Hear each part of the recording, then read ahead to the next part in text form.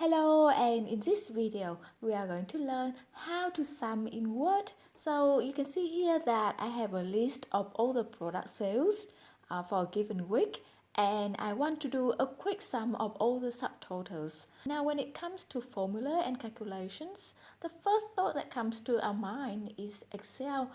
And yes, Excel is designed to handle all data and calculation, but for simple calculation, you can do it right within Word.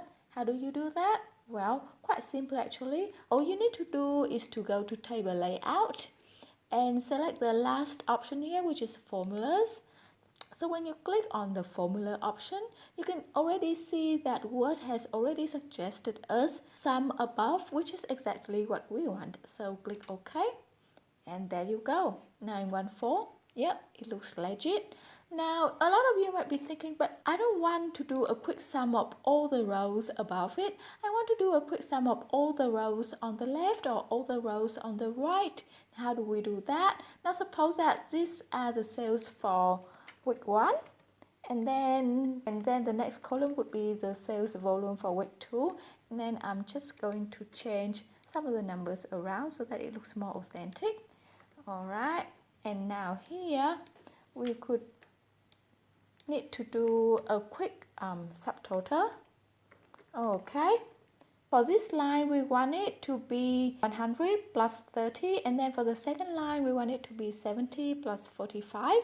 Alright, so again click on the cell that you'd want to do the calculation, then go to formula. And yes, again here they have suggested us that we want the sum of all the values on the left, which is exactly what we want. So click OK. Alright, 130 looks good. And for the final one, we just click on the formula again. And Word is quite intelligent these days. So for the final grand total row, we want it to be the sum of all the values above it. So this is correct. Click that and that's done. And that's it. It's very easy, very fast, and very effective.